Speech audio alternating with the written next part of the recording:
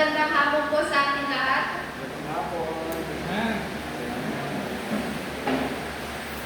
Malugod ko po kayong binabati at tinatanggap dito sa ating Sunday service.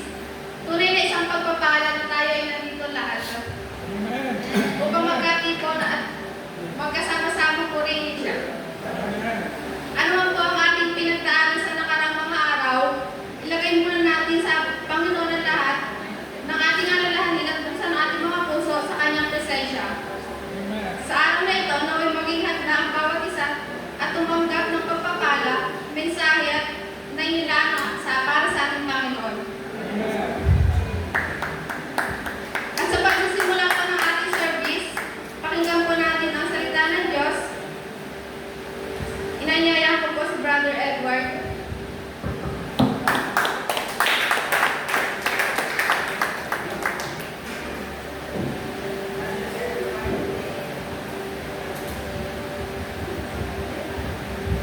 Basahin natin ang unang Korinto chapter 9 verses 1 hanggang 27. Mga karapatan at tungkulin ng isang apostol. Hindi ba ako malaya? Hindi ba ako apostol? Hindi ba't nakita ko si Jesus na ating Panginoon? Hindi ba kayo ang bunga ng aking paglilingkod sa Kanya? Ang iba'y ayaw kilalanin ang aking pagka-apostol. Subalit para sa inyo, ako'y isang apostol. At kayo ang katibayan, ako'y apostol nga ng Panginoon. Ito ang sagot ko sa mga pumupuna sa akin. Wala ba kaming karapatang tustusan ng iglesia sa aming pangangailangan? Wala ba kaming karapatang magsama ng asawang Kristiyano tulad ng ginagawa ng iba pang mga apostol at ng mga kapatid ng Panginoon? At gayon din ni Pedro? Kami lamang ba ni Bernabe ang walang karapatang tumigil sa paghahanap buhay? Ang kawal ba ay gumagastos para sa kanyang pangangailangan habang naglilingkod siya? Sinong tao ang nagtatanim ng ubas at hindi nakikinabang sa mga bunga nito?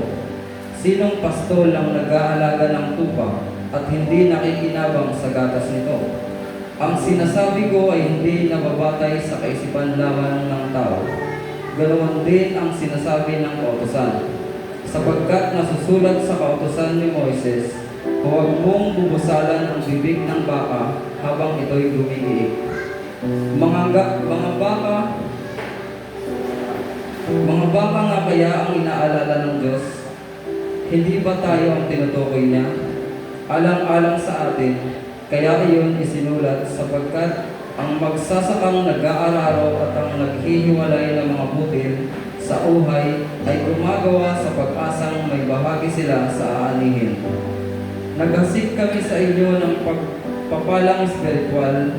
Malaking bagay ba naman kung umani kami ng mga material na pakinabang mula sa inyo?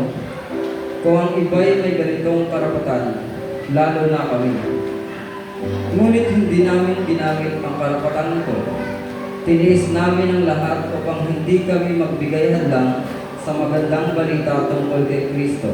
Hindi ba ninyo alam na ang mga naglilingkod sa templo ay tumatanggap ng pagkain mula sa templo?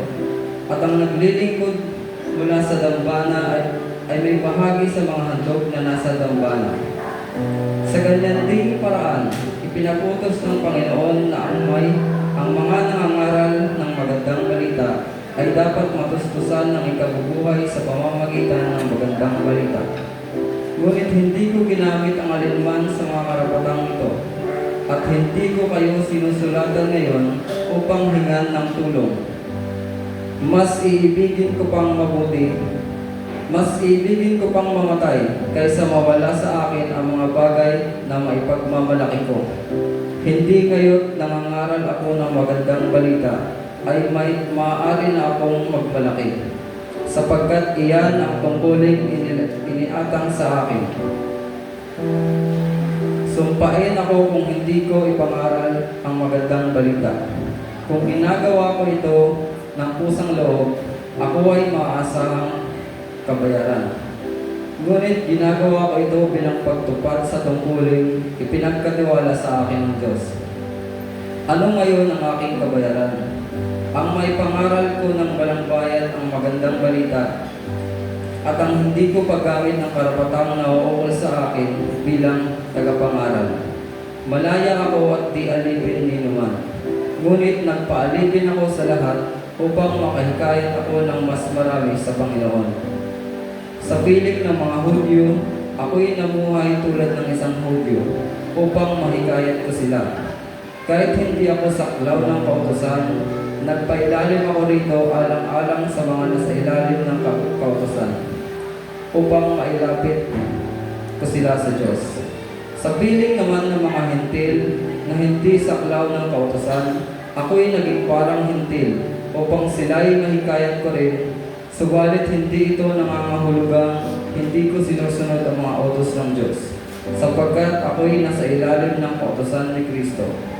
Sa piling ng mahihina, ako'y naging parang mahina rin upang mahikayat ko sila. Ako'y nakibagay sa lahat ng tao upang sa lahat ng paraan ay makapagligtas ako ng kahit ilan man lamang. Ginagawa ko ang lahat ng ito upang alang sa magandang balita, upang makabahagi ako sa mga pagpapala nito. Alam ninyong ang mga kalahok sa paligsahan ay tumatakbong lahat, ngunit iisa lamang ang nakakamit ng gantimpala. Kaya pagbutihin ninyo ang pagtakbo upang kamtan ninyo ang gantimpala. Lahat ng manlalarong nagsasanay ay may disiplina sa lahat ng bagay upang magkamit ng isang gantimpalang panandalian lamang. Ngunit ang gantimpalang hinahangad natin ay panghabang panahon. Hindi ako tumatakbo ng walang patutunguhan at hindi ako sumusubok sa hangin. Subalit, pinahihirapan ko ang aking katawan at sinusupil ito upang gayoy hindi ako maalis sa paligsahan pagkatapos kong mangaral sa iba. Purihin ng Diyos.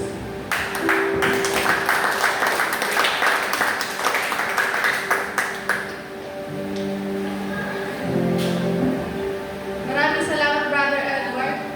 Bago po tayo lumako sa ating pag-aawitan, inaanihan ko po lahat na tumayo at kamayan ng bawat isa.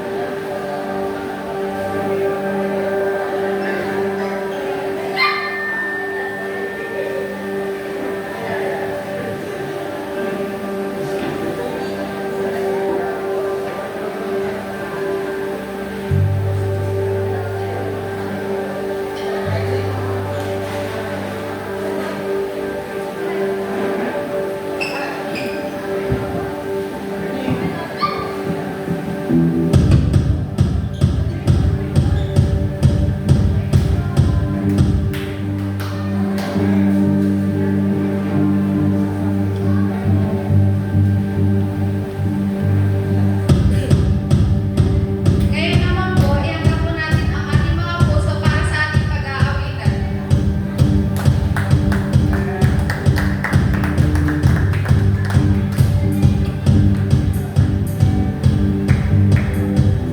Praise the Lord! Hallelujah! Babasahin ko lang po ang Isaiah 40, chapter 40, verse 31. Ngunit ang mga naghihintay sa Panginoon ay magkakaroon ng bagong lakas. Silang lilipad gaya ng mga agila. Tatakbo sila at hindi mapapagod. Sila'y lalakad at hindi mauubusan ng lakas. Purihin ang Panginoon.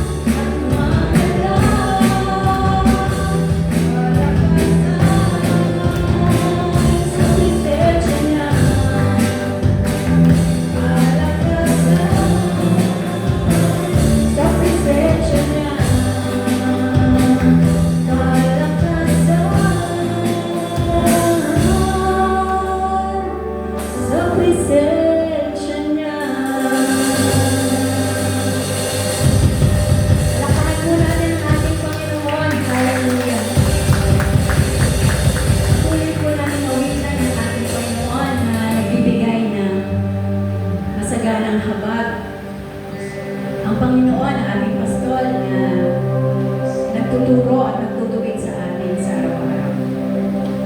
Ang Panginoon na umaakit sa atin kapag tayo ay nangihina at nadadapa. Hallelujah. Hallelujah.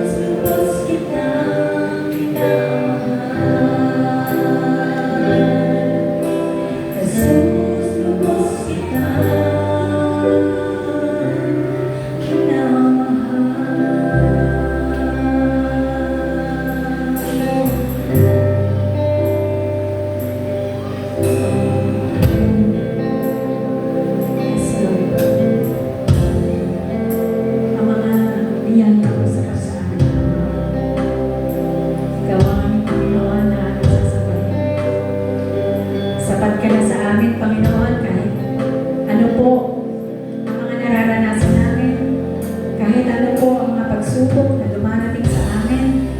Sapat na po kayo, kami po ay may katagumpayan sa inyong pangalan. Kami po ay matagumpay na nang simula kami manalig sa pangalan mo, Panginoong Jesus. Ang Diyos ng mga Diyos, ang Hari ng mga Hari, ang Panginoon ng mga Panginoon, ang pangalan mo, Jesus, ang aming itataas magpakailanman. Hallelujah.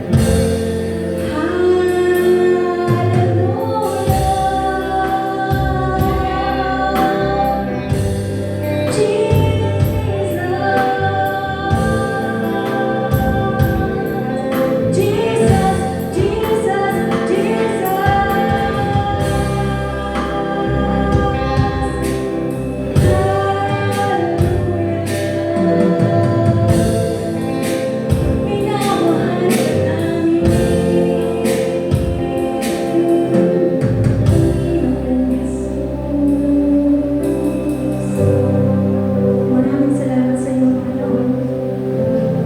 Ikaw na nag-alay ng buhay para sa amin, ang aming kaligtasan, ang naghirap sa krus ng Kalbaryo upang kami maligtas sa aming mga kasalanan, upang kami mabigyan ng buhay na walang hanggan at maging anak ng aming Panginoong Diyos. Hallelujah, purihin ang iyong pangalan ng kailanman. Hallelujah. Thank you, Lord. Thank you, Jesus. At binabalik po namin sa iyong pangalan ang lahat ng kaluwalhatian sa pangalan ni Jesus na aming Panginoon. Amen.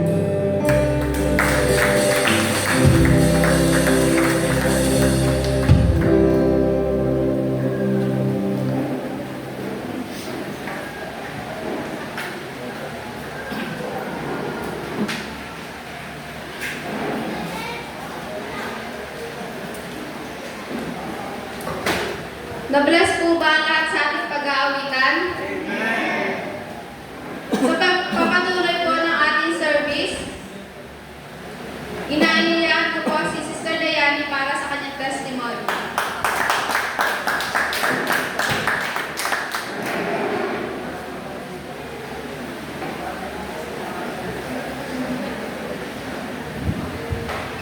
Hello po, magandang hapon po sa ating lahat. And it's really good to be back na on time na dumating dito sa service kasi palagi na lang after work naabutan ko na lang is yung ending. Ayan. Then, gusto ko po magpasalamat kay Lord dahil sa lahat ng blessings na ibinigay niya sa amin these past few months. Di man ako nakapagsimba pero I'll make sure na may time ako para magpasalamat sa Kanya. Una, nagpapasalamat ako dahil sa patuloy niya na pag-sustain sa mga pangailangan namin, lalo na sa work. Dahil hanggang ngayon, nasa work pa din ako at ayun, nakakapag-adapt po ako na maayos. And secondly, nagpapasalamat ako kay Lord dahil sa blessing na binigay niya po sa akin na tunay nga na the Lord, sa mga prayers talaga, isibibigay talaga ni Lord yung gusto natin. Kasi pinag-pray ko din talaga kay Lord na sana makaalis na kami dun sa tinitirhan namin sa Tumana. Kasi lagi kasi siyang binabahala lalo na itong mga nakaraang araw. Siyempre, nakakapangamba kasi baka tumaas na naman yung tubig. As 20 years na nakatira doon, nakakasawa na rin na palagi na lang mag-evacuation, palagi na lang mag-akit ng gamit. At pinag-pray ko talaga kay Lord na tulungan kami para makalipat ng bahay. Tapos ngayon po, binigay po ni Lord, may blessing po siya na binigay sa amin na makalipat na po kami ng bahay. Dito po, pinangaling niya sa JB Subdivision. Kasi tapos maraming salamat kay Lord dahil hindi lang sa mas maayos na kami nakatira, kundi yung kumbaga may mas peace po sa mind namin, lalo na po sa family ko. And also, nagpapasalamat ako kay Lord kasi kaninang umaga, may pasok po kasi dapat ako. Alas 6 po kasi yung duty ko. And then, habang on the way po kami ni Sean sa trabaho, is nadulas po kami sa kalsada dyan sa bandang Concepcion. So, praise God pa din kasi hindi naman po major yung naging effect sa aming dalawa ni Sean. And meron lang kami mga minor na sugat, pero all in all, okay lang naman po kami. And hindi naman po masyadong malala yung mga nangyari sa amin. And papasalamat din ako kasi nagkaroon ng understanding at nagkaroon ng parang naintindihan ng supervisor ko and yung management ko namin sa Gabriel City yung nangyari. So maraming salamat kay Lord sa kanya po lahat ng paborit at sangka.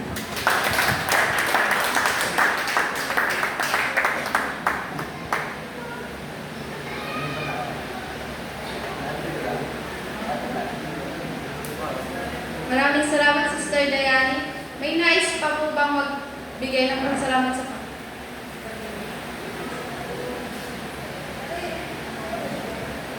Sister Dayani?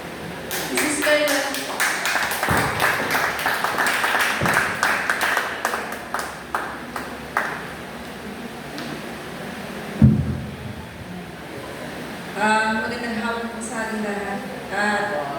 Magandang hapon, Lord. Nagpapasalamat lang po ako sa Panginoon kasi last week may mga ginamit po siyang tao na hindi ko inaasahan na bigla. May nag-abot. Salamat po sa buhay niyo na ginamit kayo ng Panginoon na survive namin ang walit na budget. Maraming salamat po at nagpapasalamat po sa Panginoon sa magamat yung trabaho mo namin ay sa labas. Di ba po para yung ulan?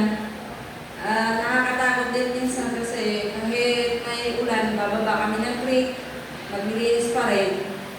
Kaya thankful po ako sa Lord kasi lagi niya kami iningatan. Magamat, nagkaroon na mga karang araw hindi maganda yung pakaramdam ko, pero si Lord talaga napakabuti niya. Yun lang po. Thank you po sa lahat na tao na ginamit. Thank you po. Sa Diyos po papuri.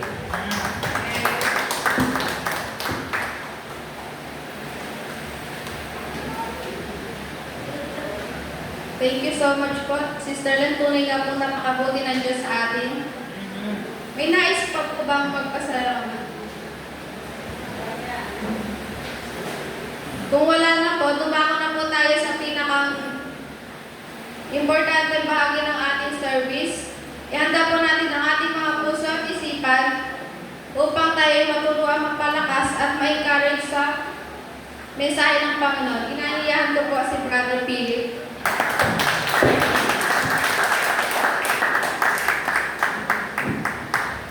Purihin po ang Panginoon.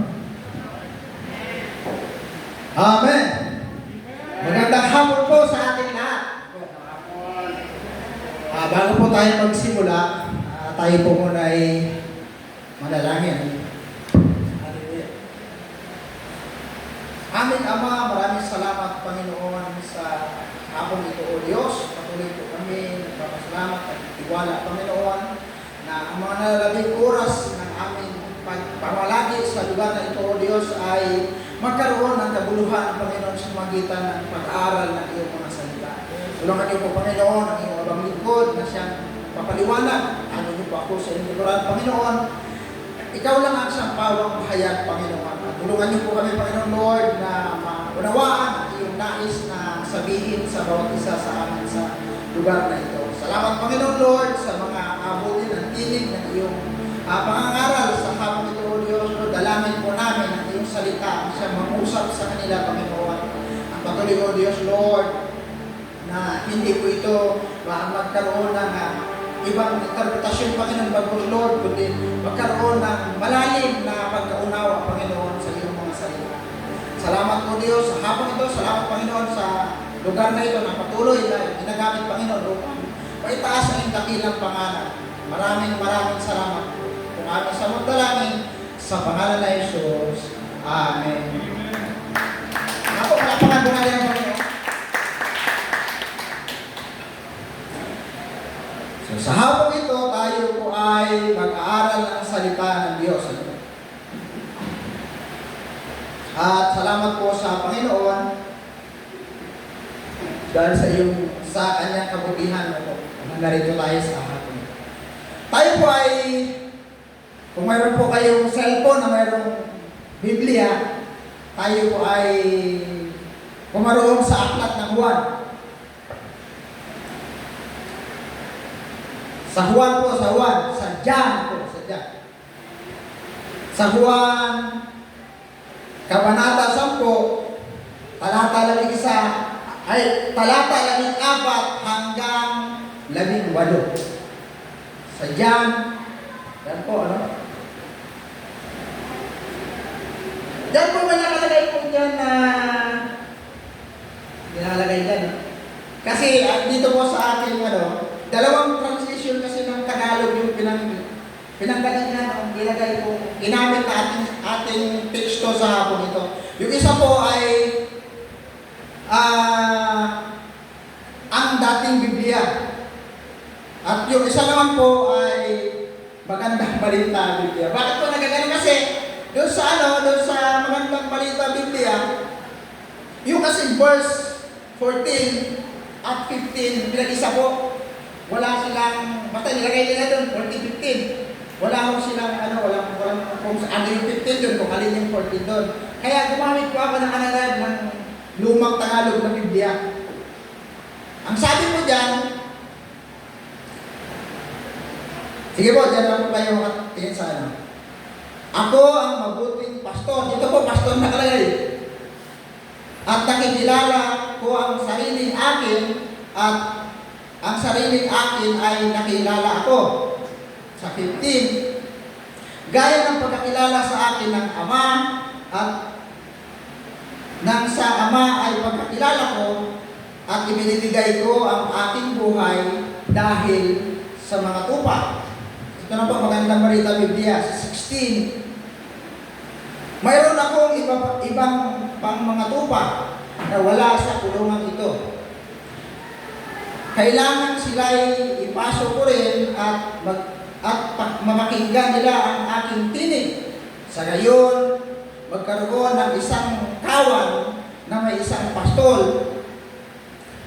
Dahil dito ay minamahal ako ng Ama, sapagkat inialay ko ang aking buhay upang ito'y kunin kong muli.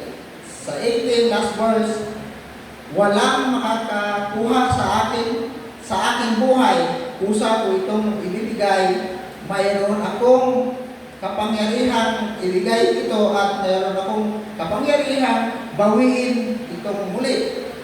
Ang utos na ito ay tinanggap ko sa akin Ama. So, yun po ating pag-usapan sa hapon ito patungkol sa tupa at pastol. Yung pamagat po dyan. Yan po yung pamagat. Kaya yung pamagat, actually po yung pamagat yan ay ang mabuting pastol. Pero para lang po mag-iiba ginawa ko lang si Kristo at ang mga Kristiyano. So yun po yung ating pag-uusapan sa hapong ito. Yung aklat na ito, yung aklat ng Juan, although sa Juan po, pag binasa ko ninyo, hindi masyado kagaya ng mga sulat ni Apostol Pablo na talagang sinasabi na ako ang sumulat dito.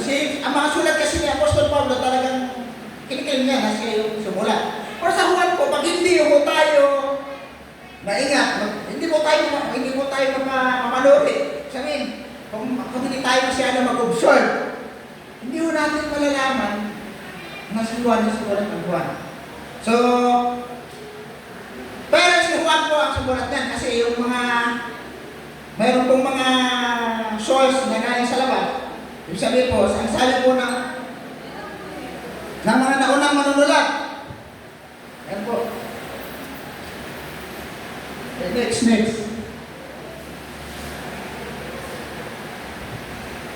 Yan po.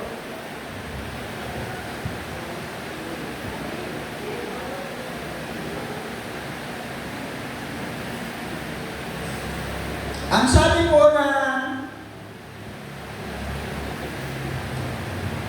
mga siraunang mga manunulat, isa rito si si Irenaeus. Ito po ay 130 AD.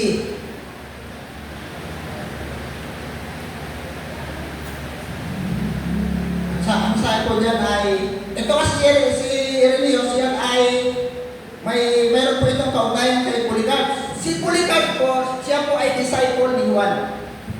Sinasabi niya na siya yung sumula. Tapos si Clemente ng Alexandria, si Clement of Alexandria, ito rin po, sinasabi niya rin na si Juan yung sumula. So, kung kailan na sinulat, ito po ay sinulat ng AD 90 hanggang 100. Dalawa kasi po ito po yung madalas na ginagamit. Ito yung AD 90 hanggang 95. Yung po yung sulat. Tingnan niyo ba, yung kwento ng pastol at saka mga tupa, ito ay si Jesus yung nagsasalita doon. Si Jesus yung nagtuturo. Pero, ito po, nang naisulat ito ni Juan, pagkaraan ko ng 60 years. Yung aklat ng Juan, 60 years na wala si Jesus Christ, at saka isinulat. Mahalaga po na maano po natin. Bakit sinulat? Kasi mayroong layunin. Mayroong mga bagay na dapat dinawin yung sumulat. Kasi nung panahon ng naisulat, marami nang lumilitaw ng mga hidwang pananampalataya. Yung sinasabing nagtuturo ng iba sa itinuturo ng mga apostol. So, kaya niya isinulat. So, ang lugar naman na kung saan siya nung sumulat ito, yung isinulat kung saan siya ay nasa Efeso. Sabi ng tradisyon ng mga sinaunang manunulat, si Juan ay nasa Efeso nung isinulat yung aklat ng Juan. At ito po yung pinaka-layunin kung bakit isinulat yung aklat ng Juan. Sa Juan, ano po? 20, 31 at 30 hanggang 31. Ang sabi doon, ang mga nakasulat dito ay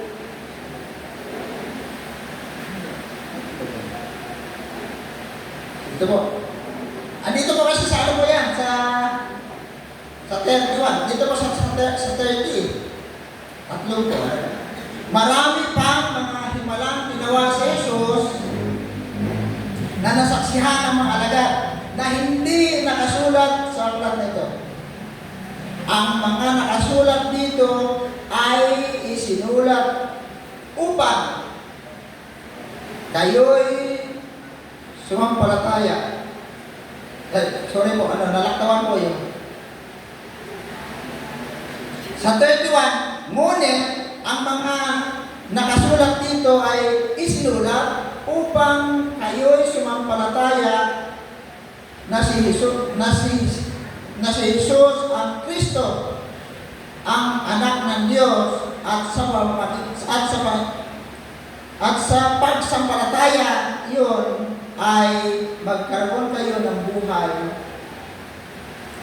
sa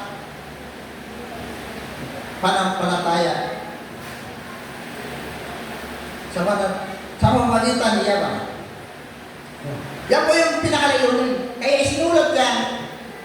Tinutuon yan yung lahat na nakasulat sa Juan. Kasi dyan po sa Juan, dyan nakalagay yung mga kilalang kagaya ng John 3:16. Diba? Kaya na lamang ang sinta ng Diyos na kanyang binigay ang kanyang bugtong na anak upang ang sinumang sumampalataya sa kanya ay hindi mapapahamak. At magkaroon ng buhay na walang hanggan. Diyan din po nakalagay yung sinasabi na kailangan may panganak ang tao sa Espiritu. Ang sabi ni Nicodemo, paano kayo panganak ang tao kung kayo matanda na? Ang sagot ni Jesus, nararamdaman mo ang hangin, ngunit hindi mo alam kung saan siya pupunta at kung saan siya nanggaling. Huwag na kayo magtaka, ang lahat kailangan ipanganak ulit. Maraming salamat. So, andyan po yung nakaano. So, ang ibig sabihin po ni Juan dyan ay kailangan maniwala tayo sa sinasabi ng isang aklat na ito.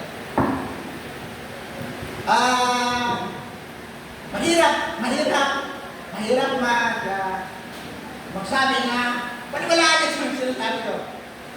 Pero yung sinasabi, pag nabasa po natin sa Biblia, kailangan paniwalaan natin. Kasi sa pagkita ng paniniwala natin, ang sabi doon, magkaroon tayo ng buhay. Magkaroon tayo ng buhay. So, ang lahat po dyan ay kailangan maniwala tayo. Yun ang pinakaano dyan. Kailangan paniwalaan mo natin.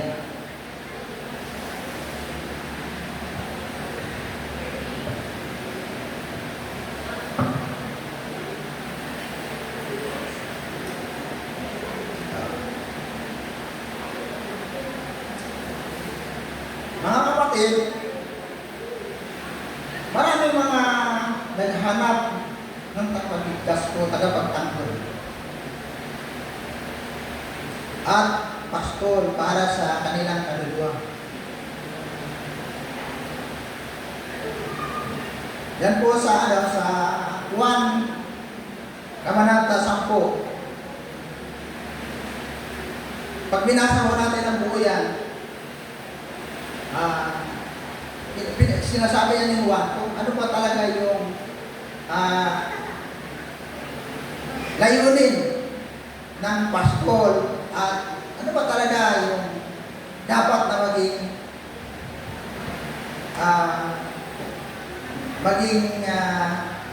kilos o kaugalian ng isang lupa.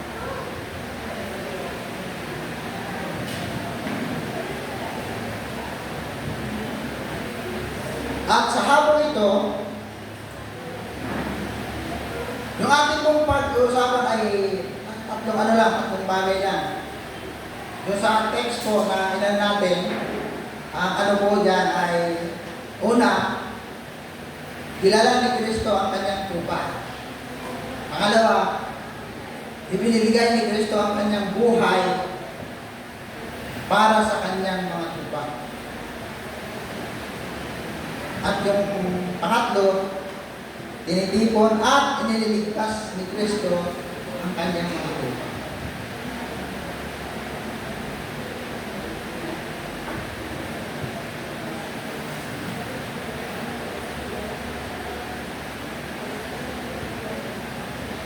Ako ang mabuting pastor, nakikilala ng sariling akin at nakikilala naman ako ng sariling akin.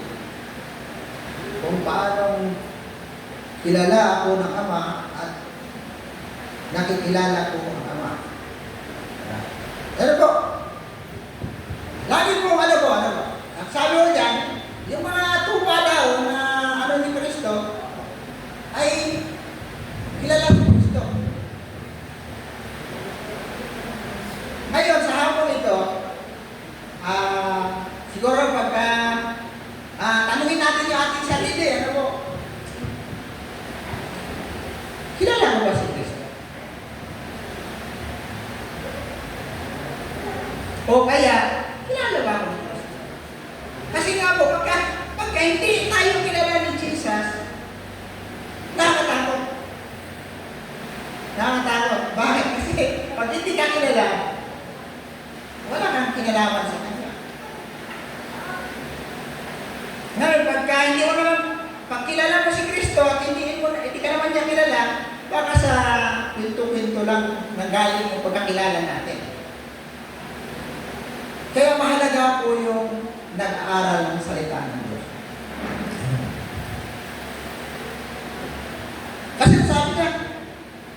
Yung sariling akin ay kilala ako. At nakikilala ako ng sariling akin. At inalay ko yung aking buhay para sa kanila. So, yung pinag-aalayan ng buhay ng Panginoong Hesus ay yung Kanya lang. Yung Kanya. Sabihin yung mga nakakilala sa Kanya. Yan po yung pinag-aalayan ng kanyang buhay. Ay, yung mga, paano naman yung mga hindi? Hindi, wala. Kasi hindi. Hindi nila kilala. Hindi sila kilala ni Jesus. Kasi ang laging babalikan mo natin, kung titingnan mo natin yung ating teksto ay kailangan kilala mo si Kristo at kailangan kilala ka ni Kristo. At sabi niya, inaalay ko yung aking buhay sa mga sariling akin. Napakaganda po yung salitang ginamit kasi sariling akin. Wala na makakaano doon. Kasi sariling akin. Sabi ni Jesus, tayo na kumikilala at narito sa habang ito, naniniwala sa salita ng Diyos. Ang sabi ni Jesus sa akin, sariling akin ko kayo. Tayo lahat, sariling tayo ni Jesus. Pag-aayo tayo ni Jesus.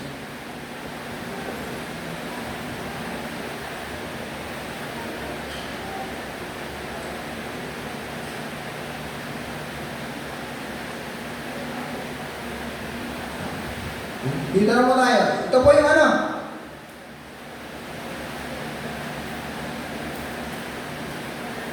bakit tayo kilala? Yung verse naman. Sa Jeremias po, sa Jeremiah.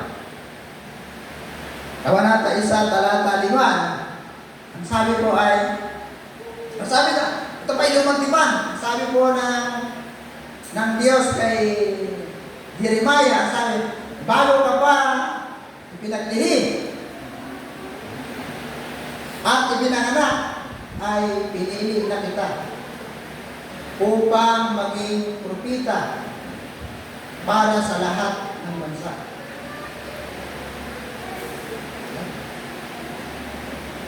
Bago pa ipinaglihim. Ganun ka, ang Diyos. Pagka pinili, pag sarili, ang sabi ng Panginoon, pag ikaw ay sariling akin, bago pa ipinaglihim at ipinanganak, pinili na. Pinili ka na ng Diyos. Ako, naniniwala talaga ako na pinili ako ng Diyos. Pinili ako ng Diyos. Kasi, malinaw po yung salita. Sa ikalawang Timoteo, kabanata 1, ang talata ay 9.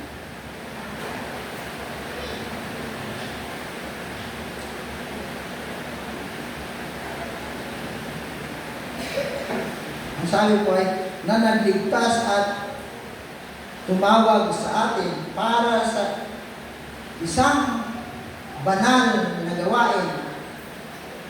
Ginawa niya ito hindi dahil sa anumang nagagawa natin, kundi ayon sa kaniyang layunin at kagandahan loob.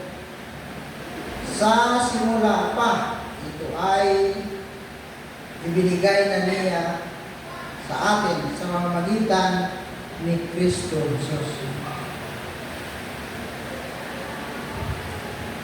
So, yung mga ibang verse po dyan, hindi na natin, hindi ko na alam kasi masyado pong maraming verse yan. Baka kapusin mo tayo sa oras. Pero kung gusto nyo po, kopyahin nyo na lang. Kasi nilagay ko lang talaga yun dyan para supporting verse.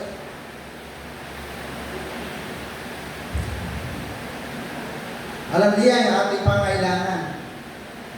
Yung mga sariling pag-aaral ni Jesus, alam niya yung ating mga pangailangan. Alam niya yung ating pangalan.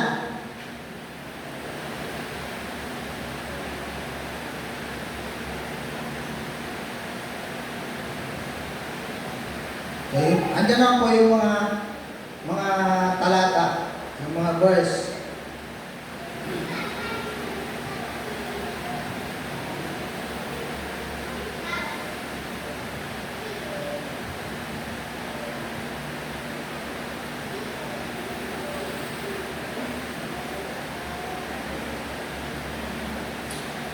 Sa Juan, dito tayo sa next. Sa Juan, Sa Juan, Kabanata 10, talata 27. Nagiling sa akin ang aking mga tupa, nakikilala ko sila at sumusunod sila sa akin. Ito. Sabi mo, ano po dyan? Malinaw po yan. Saan sabi? Nakikinig sa akin yung aking mga tupa. Nakikilala ko sila at sumusunod sila sa akin. So, pag tayo po ay inaangkin po natin, ano po? Inaangkin po natin na tayo ay tupa ng Diyos. Ano po? Tayo po ay Kristiyano. Kaya ngayong pamagat po ay si Kristo at ang mga Kristiyano. So, kung naniniwala tayo na tayo ay Kristiyano, na tayo ay tupa ni Kristo, dapat nakikinig tayo. Ang pinakamahalaga, sumusunod. Kasi alam kwenta yung napakinggan, kung hindi rin naman natin gagawin. Ang mangyayari po sa atin, nagsasayang lang tayo ng panahon dito sa lugar na ito. Diba? Ang pupunta lang tayo sa lugar na ito, tapos nakinig tayo. Paano na to? Ang dandal kasi, wala na akong magawa eh. Kasi sa akin kasi makinig ako, pakinggan ko na sa habang nandito ako. Pero pag uwi, wala na. Hindi po ang gano'n ang ibig sabihin na sinasabi ng salita ng Diyos. Kung kilala ko natin, kung kiniklim po natin na kilala ko natin si Jesus, kailangan mo natin i-apply naman yung salita. Kailangan mo natin gawin, kailangan mo natin sundin. Kaya pag sinabi ng salita ng Diyos na patawanan mo yung mga kaaway mo, ay, sino bang may gusto mong patawad ng kaaway? Diba? Pag sariling atin, hindi talaga natin yan kaya. Yung mga kasamaang loob natin, ipanalangin mo sila. Yung mga taong gumawa sa inyo hindi mabuti, ipanalangin mo. Yun ang sinasabi ng Biblia. Ay pagka wala po tayo Kristo sa puso at may ipanalangin natin yung mga kaaway natin, makipag-pray natin, sana masagasaan. Sana na-disgracious ka. Ganun yung maging panalangin mo natin. Pagka Kristiyano ho tayo, ayaw at gusto natin. Kailangan sundin mo natin yung salita ng Diyos. Pag sinabi, patawarin natin yung mga nagkakasala sa atin, ipanalangin natin ang mga nagkakasala sa atin, panalangin natin yung mga gumawa ng masama sa atin. Bilang tupa ni Kristo, gawin mo natin. Yun ang pinaka-trabaho natin. I-apply yung salita natin. Activation din sa buhay natin. Bakit po? Kasi si Kristo, kung tutusin, tama? Si Kristo po, Diyos nga siya, Diyos nga siya, Diyos nga. Siya yung nagmamayari dito lahat. Nakaluklok siya doon sa harian doon sa langit. Kung tutusin, hindi ka tayo kailangan. Hindi ka tayo kailangan. Pero, isipin niyo lang po ito. Yung hari ng mga hari, nagkatawan tao, upang ikaw at ako, na walang ginawa kundi magpasaway sa Diyos, sumuway sa Diyos, walang pakialam sa Diyos, ay magkaroon ng buhay na walang hanggan. Magkaroon ng karapatan sa bagong langit at bagong lupang darating sa inyo.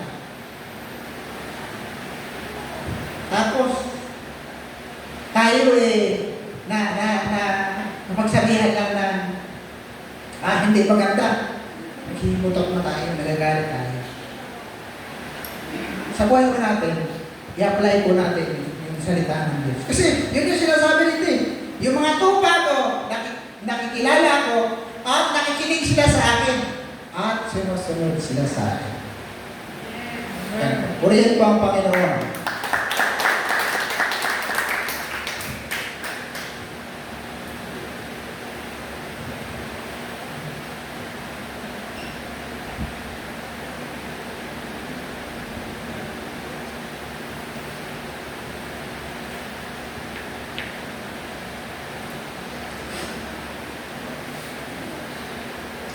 Ito mo na sa ikalawang Timoteo. Sa ikalawang Timoteo, kabanata 2, talata ay 11. Ngunit matibay ang pundasyong itinatag ng Diyos at dooy nakatatak. Kilala ng Panginoon kung sino-sino ang tunay na Kanya. At ang bawat nagsasabing siya'y sa Panginoon ay dapat tumayo sa kasamaan. Ano po? Yeah. Yung mga nagsasabi, ano po? Dito po, yung pagkailan ho natin yung salitang yun. Parang sinasabi ho sa atin na talagang inakin mo na Kristiyano ka, buwan naging ka. Dapat hindi ka nakikita doon sa mga patay sindi. Hindi ka nakikita doon sa sugalan. Hindi ka nakikita doon sa sabungan. Yan, kasabi.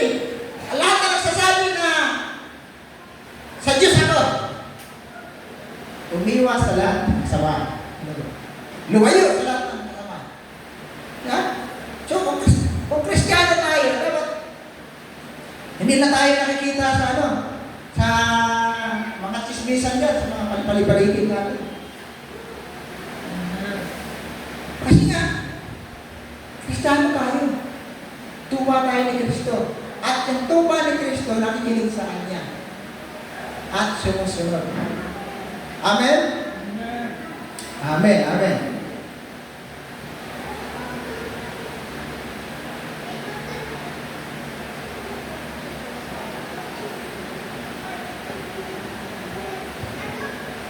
Ito po. Next. Yan. Doctrine na election, sovereign grace. Doctrine na election po yan. Yung pagpili, Yung mga kay Kristo, yung mga tupa ni Kristo, ito yung pagkakilala. Yes, ito sa Episo. Sa Episo, kabanata 1, talata 4.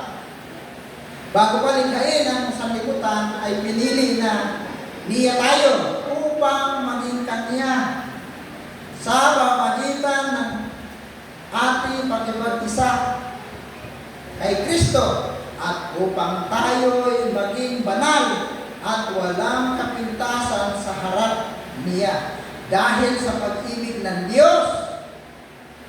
Sa talata 5, pinili niya tayo upang maging anak niya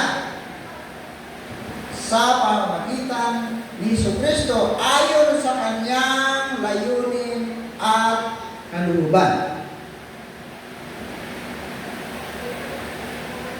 So, ikaw na narito sa hapon ito. Ikaw at ako na narito sa hapon ito. Ako hindi ko rin alam yung inyong sarili. Kasi di naman ako si Kristo eh. Hindi ko alam. Kayo hindi ka rin alam yung sa akin sarili. Yung nasa kalooban ka hindi rin alam. Pero naniniwala ako na mayroong dahilan bakit narito ka sa hapon ito. Bakit pupunta ka sa lugar na ito? At itong salita ng Panginoon ay maliwanag po. Bago pa likhain ang sanlibutan, pinili ka ng Diyos. Yung mga tupa ni Kristo, yung mga sariling Kanya, bago pa likhain ang sanlibutan, pinili ka ng Diyos. Kaya nasabi niya, alam ko yung sariling akin. At yung sariling akin, kilala.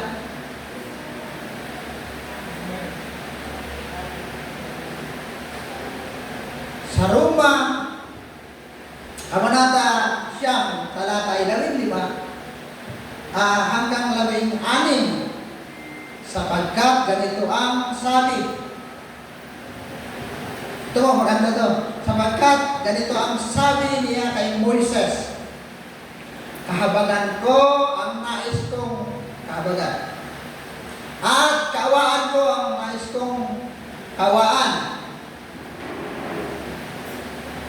Maliwanag kong gayon na ang pasya ng Diyos ay hindi nababatay sa kanyang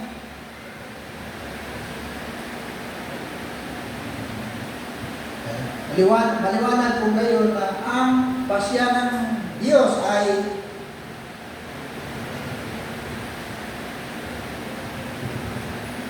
nababatay sa kanyang habag at hindi sa kagustuhan o pagsisikap ng tao.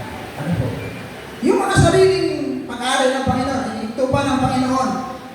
Hindi ka pinili ng Diyos dahil sa mabait ka, dahil sa nakita ng Diyos na napakabuti mo, masunurin ka sa magulang. Hindi ka nito patayan ng pagpili sa iyo ng Diyos. Pagpili sa atin ng Diyos. Ang sabi niya, kaawaan ko ang nais kong kaawaan, kahabagan ko ang nais kong kahabagan. Talagang malinaw po yan na Diyos ang may pasya na pagpili sa atin. Hindi tayo naligtas dahil sa mabuti tayo. Naligtas tayo dahil nahabag sa atin ang Diyos. Amen!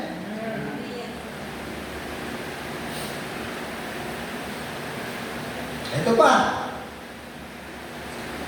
sa Juan, doon sa karugtong yan ng natin. Sa Juan, kabanata 10, talata 27 hanggang 29. Nakikinig sa akin ang aking mga tupa, nakikilala ko sila at sumusunod sila sa akin. Ito pa, mga sumusunod, binibigyan ko sila ng buhay na walang hanggan. Kailanmay hindi sila mapapahamak at hindi sila maagaw sa akin. Ninuman, ang aking Ama na siyang nagbigay sa kanila sa akin ay lalong dakila sa lahat at hindi sila maaagaw ninuman sa aking Ama.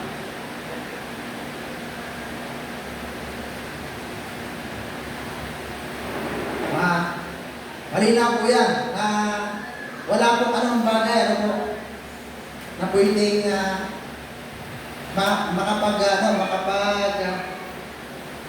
pahiwalay sa atin, makakapagpawala sa atin sa pag-aari ni Kristo o makakaagaw sa atin sa pag-aari ni Kristo. Sa pagmamayari niya sa atin, wala po anong bagay. Walang makakaagaw, sabi ng Panginoon.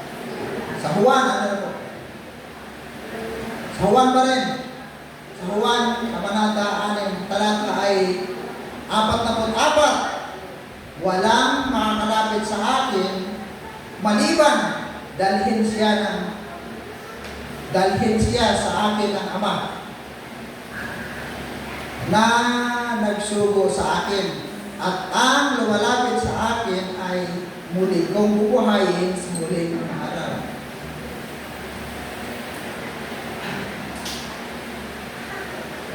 Dito pa rin po sa Juan pa rin. Ganun pa rin yung kabanata. Ang talata ay 37. Lumalapit sa akin ang lahat ng binigay sa akin ng Ama. At hindi ko itataboy kailanman ang sinumang lumalapit sa akin. Sa Gawa,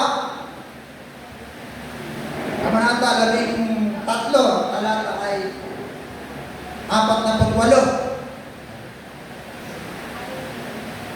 Nang marinig ng mga hintil ang mga salitang iyon, sila'y nagalak at nagpuri sa salita ng Panginoon at sumampalataya ang lahat ng hinirang para sa buhay na walang hanggan. So yung mamayari ni Kristo, kung paano sila pinili, kung paano sila kinuha para maging pag-aari ng Panginoon, ito po yung binabasa po natin mga talata, yan po yung nagsasabi kung paano tayo napunta sa Panginoon. Sa lahat ng talata po dyan, na binasa mo natin, wala po dyan nagsasabi na kaya kayo pinili ng Panginoon kasi mabuti kayo, mabait kayo, madasalin kayo, mapanalangin kayo. Wala akong nagsasabi dyan. Puro ang Diyos po. Last, ito po, sa ikalawang Timoteo, talata, ito nabasa natin ito kanina. Na pinili tayo ng Diyos sa kanyang layunin sa magitan ng Kristo.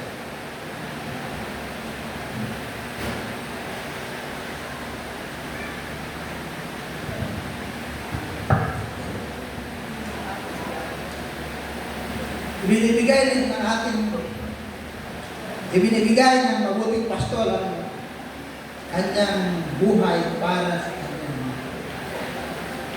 Dahil po sa teksto natin, gaya ng pagkakilala sa akin ng Ama at nang sa Ama ay pagkakilala ko, binibigay ko ang aking buhay dahil sa mga tupa.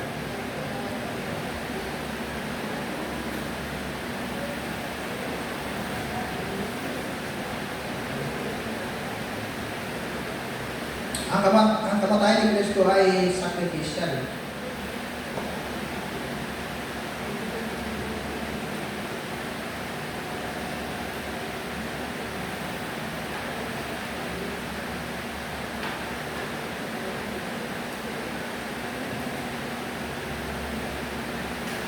Diba? Sa Isaiah, Kabanata 53, talata 5. Ngunit, dahil sa ating mga kasalanan, siya ay nasugatan. Siya ay binugbog dahil sa ating mga kasamaan. Tayo ay gumaling dahil sa hirap na dinanas niya at sa mga hampas na kanyang tinanggap. Pero mo, ito pagka binasa po natin yan, Isaiah, no? Yung pinatukoy po dyan na siya at sa kanya, si Jesus po yan. Ang sabi po dyan ay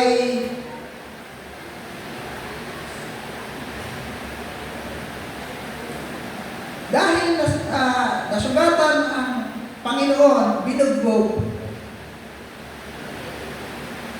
dahil sa ating kasamaan. Ito po ay napakahirap na pong gawin.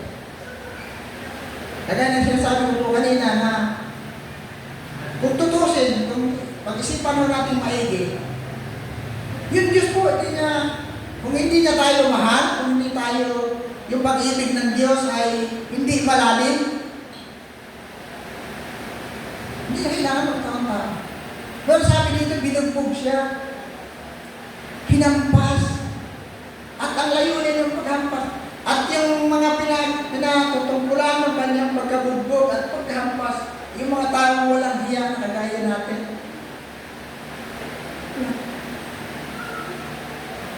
Pero tayo naman, nang tumanggap nito, sinasabi na sa atin na patawarin na yung mga nagkakasala sa atin. Yung mga nagkakasala sa atin, patawarin mo na.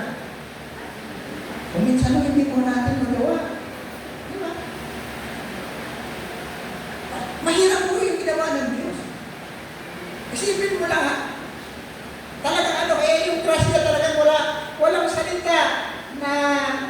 pwedeng magpaliwanag ng buong kahulugan ng grasya, ng salita ng pwede.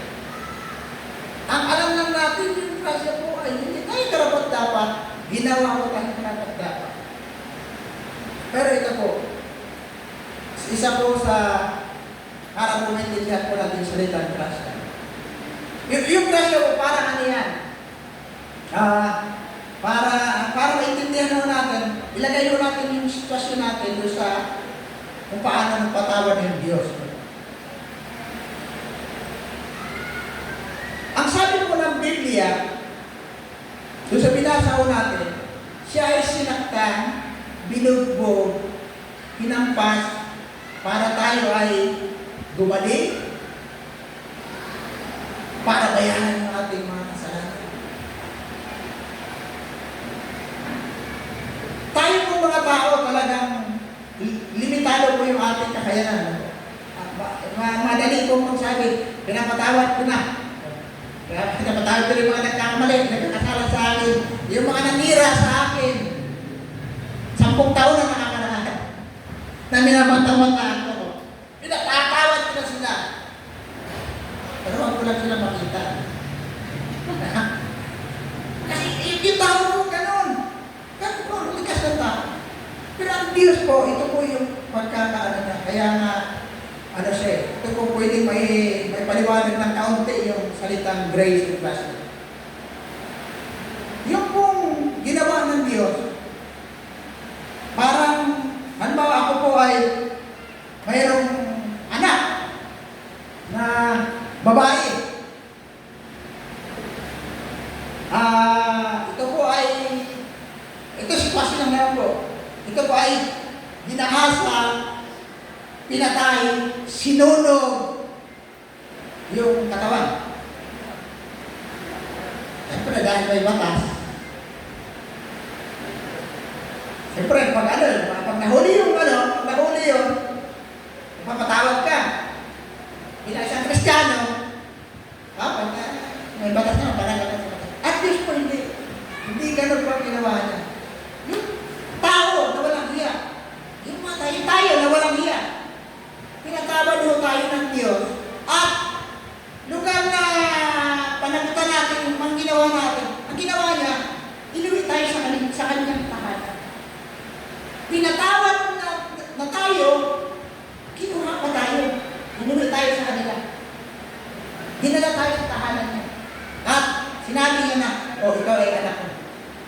Ikaw ay anak. Para kung ba sa akin, pinatawad niyo yung gumawa na walang hiya at sige, pinatawad na kita. Dahil Kristiyano ako. Sige, ngayon dahil pinatawad na kita, sama ka na sa amin, doon ka na sa amin titira kasi anak na kita. Kaya gawin? Hindi. Pero Diyos po yung ginawa niya. Kaya, yung kanta kanila yung inawit natin yung muli na minamahal kita pa ito ba? Sabi niya, pagka bumabagsak, dahil sa ayon sa lyrics, pag bumabagsak, ang darating kami ng Diyos. Yung kanta na yun, nagpapaliwanag sa atin kung paano yung ating pagmamahal sa Diyos.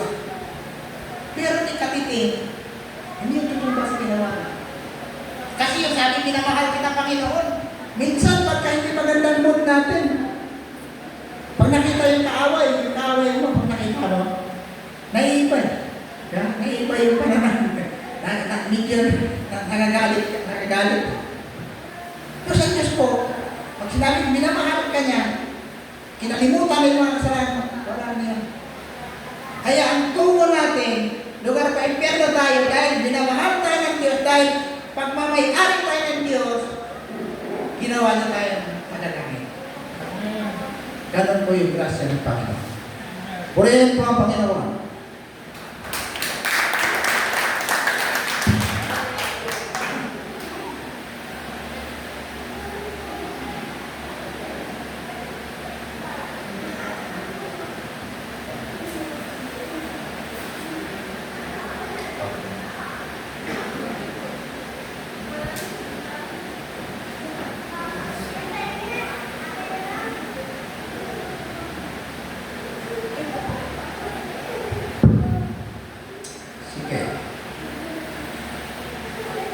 Sige, next man.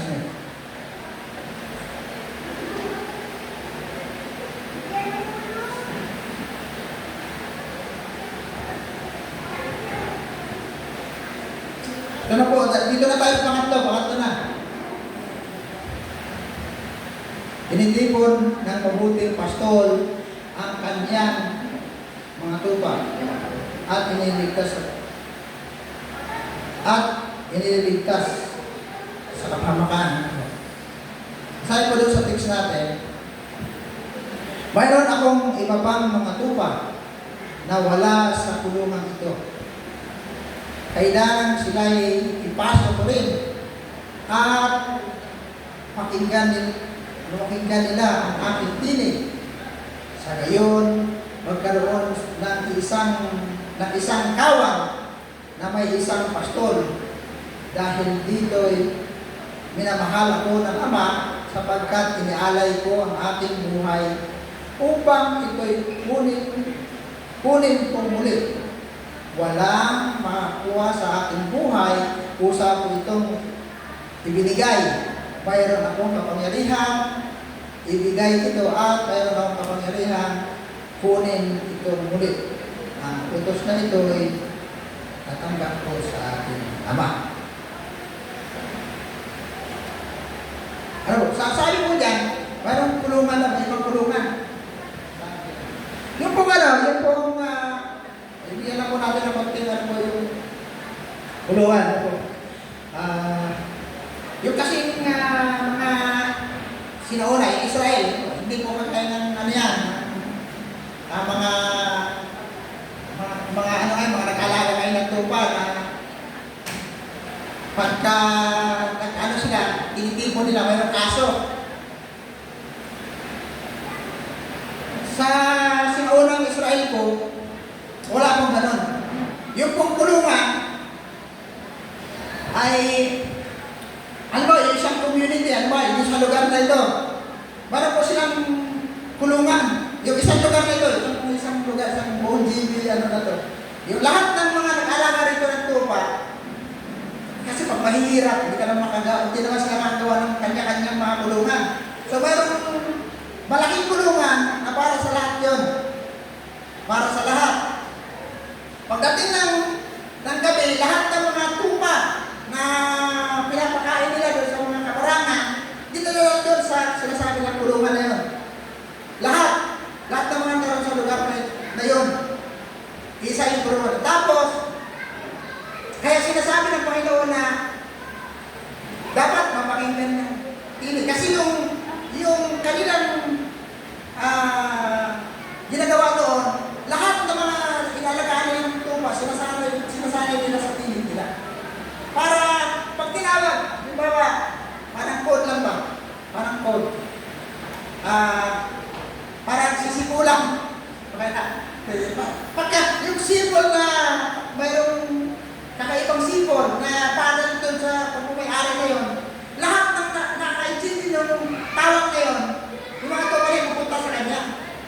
Kasi yung mga tupa na yun kasi, yung mga tupa na sa kulungan, iba-iba may-ari. Iba-ibang mga pastol. Kaya sinasabi doon sa mga talatang nauna, lalo sa verse 1, yung bantay dito, pinapapasok yung tunay na pastol. Pinapapasok sila. So, yung mga tupa, yung tupa na ilagaan mo, dapat pamilya sa'yo. Para pagsipon mo, o kaya pagtawag mo sa'yo, pag sinabi, kilala si ano na yun? Yung muskud.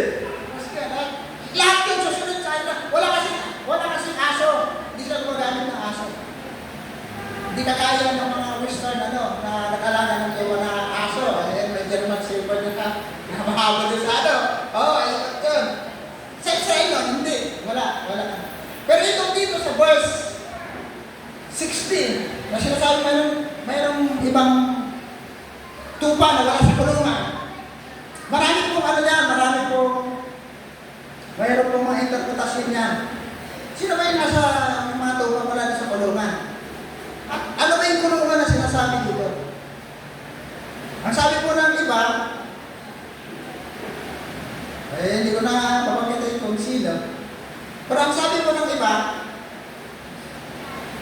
ay ito daw ay simbahan. Sabi naman ng iba, yung ibig sabihin daw ng kulungan dyan na pagpapasukan ng mga tupa ng Panginoon, ito daw ay langit, heaven. Ang pwede rin pong ipalagay na gano'n, kaya magiging doon, ang ginagawa kasi ng pastor, pagkatawag na hindi nalabas. Kaya nga sabi ng Panginoon, mayroong mga tupa na wala sa kulungan ito, kailangan sila maipasok. At pag naipasok na, lalabas sila. At baka kainin ng siya manguna doon sa mga tupa na isang kawa na mayroong isang pastor. Kung yun ay simbahan o mga mananampalataya, ito po ay hindi po, wala po sino man na pwedeng magpahiwalay sa atin dito sa ating pananampalataya. At yung pong kung langit naman, pag nasa langit ka na, wala nang pwedeng kumuha. So, ito po ay, yung kulungan po dyan sa verse 16, ito po ay tumutukoy sa Judaism, yung religion naman po yun. No, that time, yung panahon na yun. Kaya kasi akin ng Panginoon na ang sumampalataya sa Kanya ay walang pinagkaiba, wala nang pagkakaiba sa mga hintil at sa mga bagyo, ang lahat ng mananampalataya. Yung mga tupa na pagmamayari ng Panginoon, ikaw ay Hudyo, ikaw ay hintil, pag ikaw ay mananampalataya na, wala nang gano'n. Ikaw ay mananampalataya na. Wala nang pinagkaiba.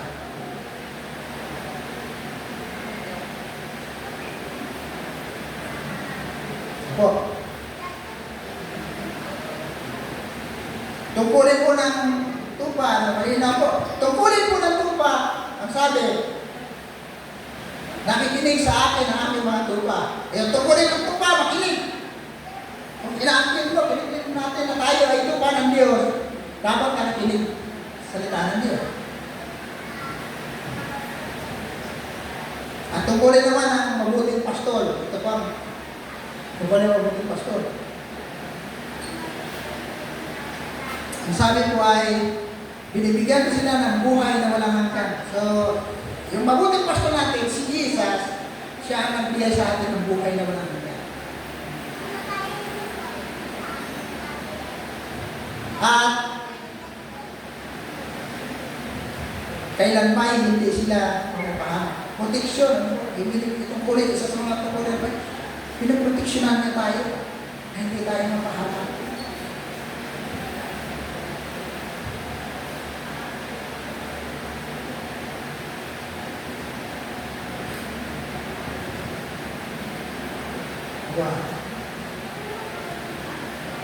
Doon po sa doon sa Roma, Kabanata 8, talata ay 35. Ano po yan? Hanggang po yan sa 39. Sabi po doon sa 35 sa Roma, sino ang makakapagpahiwalay sa atin sa pag-ibig ni Kristo? Ang kaguluhan, kaya ang kapighatian, ang pag-uusig, pagkagutom, kahirapan, panganib, o kamatayan. Sapagkat sa Roma, Kabanata 8, talata ay 38. Sapagkat natitiyak kong, ito po maganda to, walang makapagpahiwalay sa atin sa kanyang pag-ibig. Kahit na ang kamatayan o ang buhay o ang mga anghel anghel o ang mga pamunuan at ang mga kahirapan ang kasalukuyan o ang hinaharap. So, yung mga mag-aaral ng Panginoon, sa Manila po rito, na wala kong hindi makapahiwalay sa akin. Gano'n mo tayo kamahal. Gano'n. Pero kung inialay niya yung kanyang buhay para sa atin, para lang walang makaagaw sa atin, inialay niya yung kanyang buhay. Yung mga ibang pastor po doon sa Israel, marami po sa lumang tipan, andiyan si David, Abraham, si Moses, naging pastor. At ang tungkulin ko niya, lalo si David, kung binasa may awit, yung tuba ko, kinukuha niya sa bunganga ng Diyon. Yung tuba, kinukuha ni David sa bunganga ng Diyon para lang ingatan niya. May pagtanggol yung mga tuba. Si Moses, ganun din. Nakikipaglaban sa mga mabukas na hayop at sa mga. Pero si Jesus po, matindi ang kanyang ginawa. Matindi po yung kanyang. Yung ibang pastor nakikipaglaban. Si Jesus po, ang ginawa niya, gutom po yung liyan na kumain niya. Gutom po yung liyan na kumain. Yung mga mabukas na hayop. Kanila na sinuglaban yung mga tuba kasi gutom yun eh. Ang ginawa, si Jesus, siya yung nagpakain para mabusog yung mga babakis na kain. Para makuntinto, mabusog. Kaya ang sabi niya, walang makapaghihiwalay sa mga pinili niya sa kanyang pag-ibig. Bakit? Kasi kuntinto na yung mga nangangailangan na mamahawak yung Kristiyano, yung kabayaran, yung kasalanan ng mga Kristiyano, fully paid na lang. Ganun ka, buti si Jesus. Kaya, kung inaangkin natin, kung talagang buo sa ating puso at isipan na, hindi, Kristiyano ako. Pangatawanan na natin. Tutuhanan na natin. Hindi lang tayo Kristiyano dahil kausap po natin Kristiyano.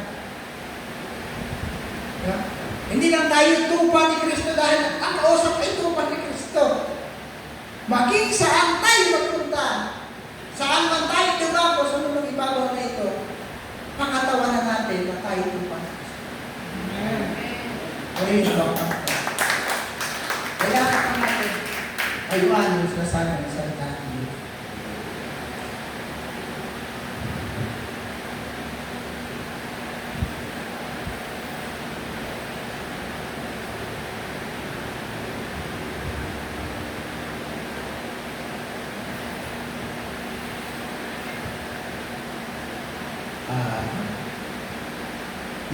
Yung doctrine po, huwag na natin yan.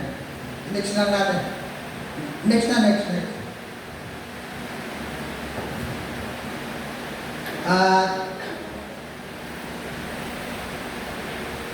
Dito na tayo sa doon na sa Pangalinan. Yan.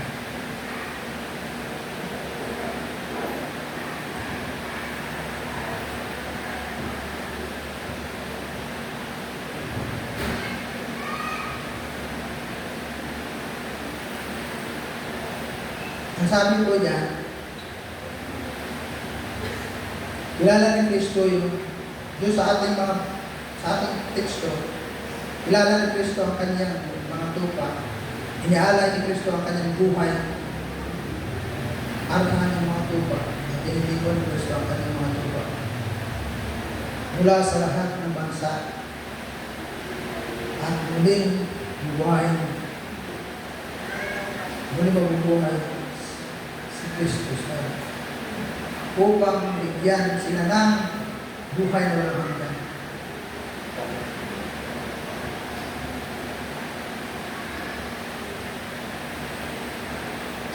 Ito po. Yung mga tupa po ni Kristo. Yung mga tupa ni Kristo, dapat ito yung Alam natin ito. Kasi ang sabi ko, kahit gusto lahat nagmula, magiging pananampalataya. Sabi nga, tumingin tayo kung na siya kay Akda at katapusan ng pananampalataya. Lahat po kay Kristo. Magiging pananampalataya mo natin, yung sinasabi, faith alone, hindi yun faith mo lang. Dapat yung laman ng faith mo. Ito dapat.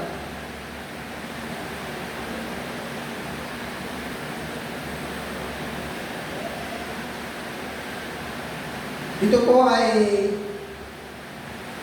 sulat ni Apostol Pablo. Ang sabi po, mga kapatid, ngayon ipinaalala ko sa inyo ang magandang balitang ipinangaral ko sa inyo. Yan ang magandang balitang inyong tinanggap at naging saligan ng inyong pananampalataya. Malaga po yung mga tupa ni Kristo, dapat ang laman ng kanyang pananampalataya ito. At ang sabi niya, yung mahalagang aral na yun na kanyang tinanggap at pinangaral niya sa mga Korinto, yun ay naging saligan ng kanilang pananampalataya. At ang tupa ni Kristo na yun. Dapat tayo na narito sa lugar na ito, dapat maging saligan ng ating pananampalataya yung sinasabi ng Apostol Pablo. Naligtas kayo sa pamagitan nito kung matatag ninyong pinanghahawakan ang salitang pinangaral ko sa inyo, maliban ang akamak, kung walang kabuluhan ang inyong pananampalataya. Kung sumahalaga po, yung pananampalataya na yun, na sinasabi, yung ginawa ni Kristo sa krus ng Kalbaryo, para ipagpatawad ng ating mga kasalanan. Sapagkat, sa verse 3, ang sabi, sapagkat ibinigay ko sa inyo bilang pinakamahalaga sa lahat ng tinanggap ko rin. Na tinanggap ko rin na si Kristo ay namatay dahil sa ating mga kasalanan tulad ng sinasabi ng kasulatan. Inilibing, tandaan po natin, inilibing siya at muling nabuhay sa ikatlong araw tulad ng sinasabi ng kasulatan. At dito po, ito po yung lagi kong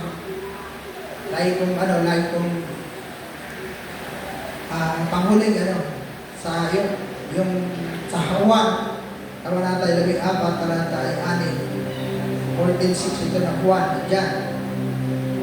Sumagot si Jesus, ako ang daan, ang katotohanan at ang buhay. Walang mapunta sa Ama kung hindi sa pamamagitan. Naalala niyo po yung kanina, yung sabi, ang lahat ng pinili ay lalapit sa akin. Ang pinili ng Ama na ibinigay sa akin ay lalapit sa akin. At kailanman ay hindi ko sila tatapuin.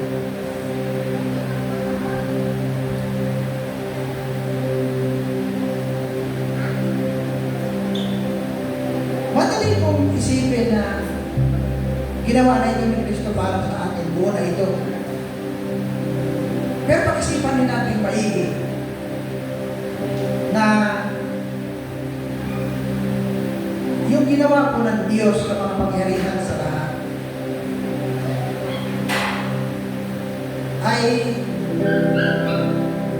masuklian. Masuklian pa lang natin na nagsusumikap tayo na masunod yung kanyang mga salita. Magsusumikap tayo na pangatawanan yung sinasabi ng salita ng Diyos. Ilang pahilin sa Panginoon. Kasi, ang sabi niya, yung sariling akin ay nakakilala. At nakikilala ako ng sariling akin. So, hindi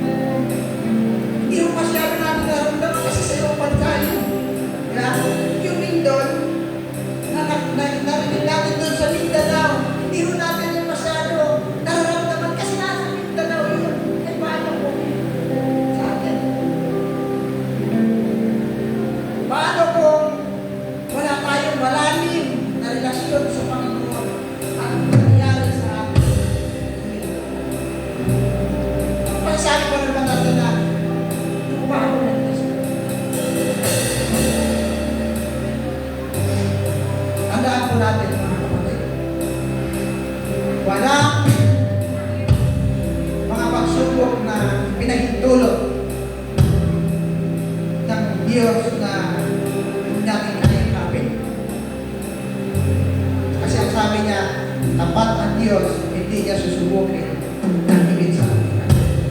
At yung binasa po natin, walang makapag-iwalay sa pag-ibig niya.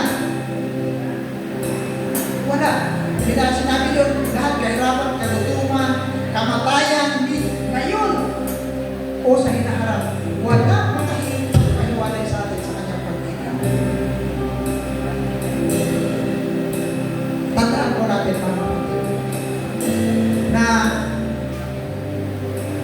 kailangan lang natin maniwala sa salita. Ano man ang mga dumating na mga pagsubok, pag alam natin na ito'y pagsubok lang at alam natin na walang makapaghiwalay sa atin sa Panginoon, purihin ang Panginoon at pananatili tayo. Masasabi natin, tunay nga ang tupa ang Kristo. Purihin pa ang Panginoon. Tayo po ay sumayo. Tayo po ay manalangin. Hallelujah. Hallelujah. Sapat sa akin Jesus. na mahal kita ng lubusan. Mukha mo ay nais mamasdan.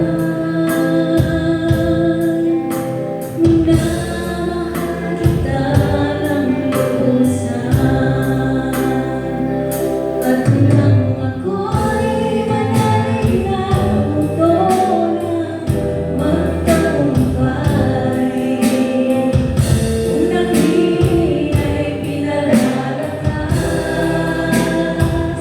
At kung ako'y bumabagsak, kamay mo'y laging naiyak.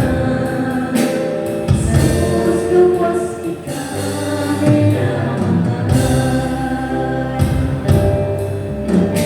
Yan ang sapat sa akin. Minamahal kita ng lubusan. Mukha mo'y nais mamasdan. Minamahal kita ng lubusan. At nang ako'y manalay na mundo na magtagumpay, unang hiling ay pinalalakas. At kung ako'y bumabagsak, kamay mo'y laging naiyak.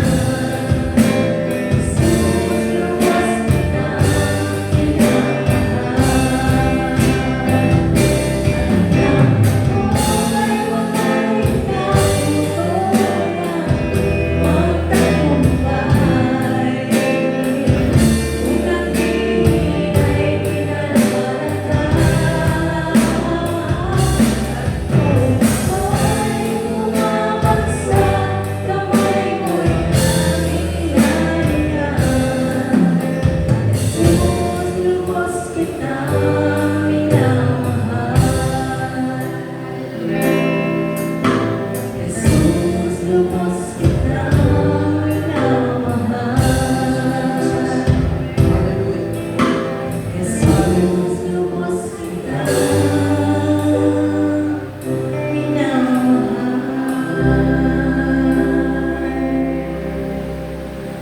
Ama, maraming salamat, Panginoon, sa hapon. Salamat po Diyos sa iyong mga salita. Ngayon, Panginoon Lord, ulang man ang panahon na aming bukol upang unawain ang iyong mga nais parating sa amin sa lugar na ito.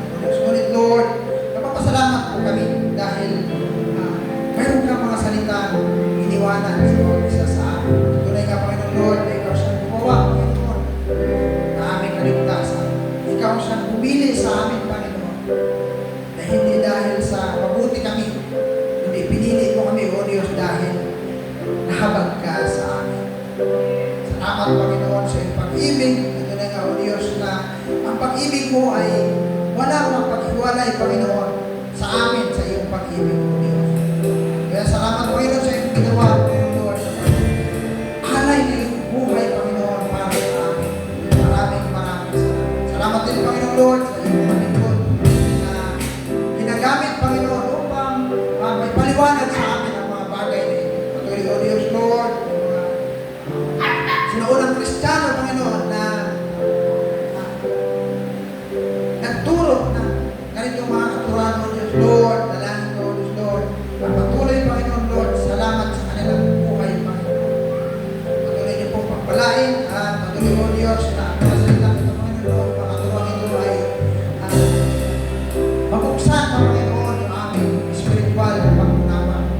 Kaya nga, Panginoon, Lord, na sa iyo po namin nagkakatiwala at nagkakatiwala po kami na sapat ang iyong pag-ibig para kami magtagumpay sa buhay. Maraming salamat. Kung aming samot dalangin sa pangalan ng Jesus. Amen.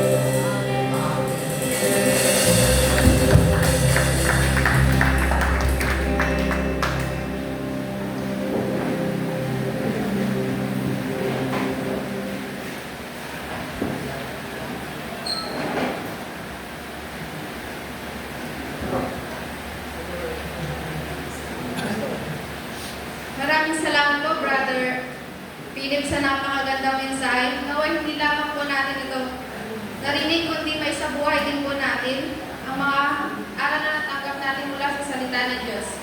Kaya dumako naman po tayo sa ating tithes and offering. Tinatawagan ko po si Brother Ed.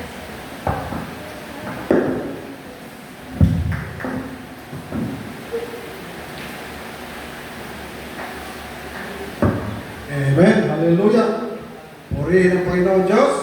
Hallelujah. Sa 2 Corinthians chapter 9 verse 7, ang bawat isa ay dapat magbigay ayon sa sariling pasya, maluwag sa loob at di mapipilitan lamang, sapagkat iniibig ng Diyos ang kusang nagbibigay na may kagalakan. Hallelujah. Tayo po'y manalangin. O dakilang Diyos na makapangyarihan sa lahat, maraming salamat po, Panginoon, sa iyong pag-ibig, Panginoon. Maraming salamat po sa mga biyaya na pinagkaloob mo. Maraming salamat po sa mga gabay at patnubay niyo sa bawat isa sa amin. Maraming salamat po, O Diyos. Hallelujah. Maraming salamat sa kagalakan, kaaliwan sa mga pinagkaloob mo sa aming mga puso mo. Hallelujah. Paspatayin po ang aming mga ikapo, O Diyos, na ito'y nagbibigay pagbibigay para sa aming bahay sambahan, Panginoon. Hallelujah. Ibalik niyo po ito ng siksik, liklik na umaabaw na walang sukat kalagyan. Ito po ang aming panalangin sa pangalan ni Jesus. Amen.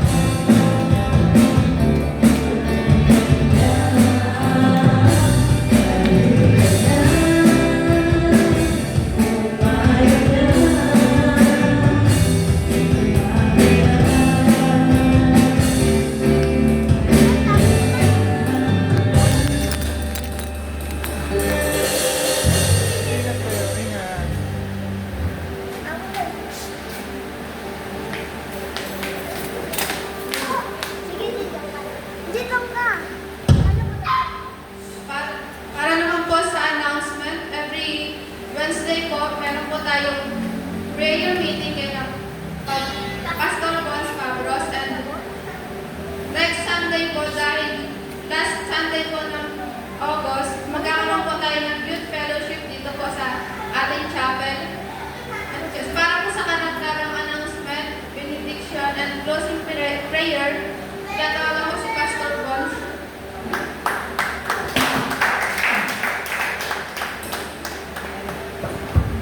Amen. Praise the Lord. Purihin po ang Panginoon. Lahat ng pinagpala ng Panginoon, pumalakpak ng malakas para sa ating Panginoon. Amen. Oh, correction lang po, no? Yung midweek, hindi po siya weekly. So every other week. This coming Wednesday, meron po tayong midweek prayer meeting. At pangunahan tayo ni Brother Ed sa ating, siya ang tamang mag-facilitate. Okay? Hallelujah. Purihin po ang Panginoon. Sige tayo lang po ito ngayon.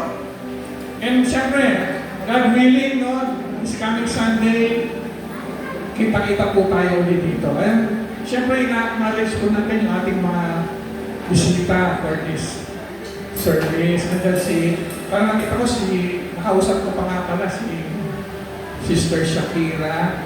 And sino pa? Ayun, may kaibigan nila Michelle ba yun? Dalawa. Purihin ng Panginoon. Tsaka yung para kasama nila Sister Diane, no? Purihin ng Diyos. Hallelujah. Bago po natin awitin yung ating closing song, parang inaano ko na i-share ko lang, no? May nakabasa po kasi akong kwento, napanood ko lang, no? Year 2000, meron pong isang American boy, 7 years old po siya, nagpadala po siya isang box ng Christmas gift, no? Dito sa Pilipinas, no, may laman na laruan, mga school supplies. Ito po yung project ng isang Filipino, isang grupo ng mga Pilipino na kumukuha sila ng mga donors from the US. Tapos ipapadala dito. At yung pinadala ang pangalan po na is Tyler Wolf. Search nyo na lang. 7 years old siya, nagbalot siya, pinadala sa Pilipinas. Ang nakatanggap isang Pilipina na bata. 8 years old naman. 7 years old, 8 years old. So, tuwa yung bata. At alam niyo po, siyempre may pangalan yung box. Pangalan ng padala. At may nilagay siyang picture. Ni Tyler, naglagay siya ng picture. Siguro for remembrance. At ito na po, alam niyo po ba, hindi sila magkakilala. Pero itong babae kung tuwa, may natanggap siya kaloob mula sa hindi nakilala. And ito, after 14 years, 2014 po, itong si Joanna yung babae pangalan, sinerch, naalala niya yung pangalan ng lalaki, sinerch niya sa Facebook, nakita niya. At alam niyo po, naging magkaibigan sila, at kalaunan, sila po yung nagpakasal. Wow! Ang gandang, kung tutusin, ang gandang love story, di ba po? Purihin mo ang Panginoon. Pero alam niyo po ba, may mas maganda pang love story doon. 2,000 years ago, meron tayong tinanggap na kaloob na sa Panginoon. At alam niyo po yung kanina yung tinutukoy ni Pastor Philip, Brother Philip, na mabuting pastor, si Jesus, any moment, babalik po siya. Babalikan niya tayo. At tulad nung yung batang lalaki na yun, after so many years, wala sila na pagdating pala ng panahon, sila yung magkakatuluyan. At alam niyo po ba na bukod sa ang Panginoong Hesus ay kinukumpara sa isang mabuting pastol, ang Panginoong Hesus din po ay bride, or groom, at tayo ang kanyang bride. At darating po yung panahon, babalik ang Panginoon, at sa takdang panahon magkakaroon ng kasalan doon sa kalangitan. Purihin ang Panginoon, hallelujah. Malapit na po dumating ang Panginoon. Kaya tama yung sinabi ni Brother Philip. Anong inaatupag natin sa mga panahon na tayo ay naghihintay sa buling pagpangito ng ating Panginoon? Always remember yung love story. The greatest love story ay noong ipinagkaloob ng Panginoon Hesus ang kanyang buhay para sa atin. Awitan natin ang ating Panginoon. Hallelujah. We love you, Jesus. Praise the Lord. I place my trust and find my glory in the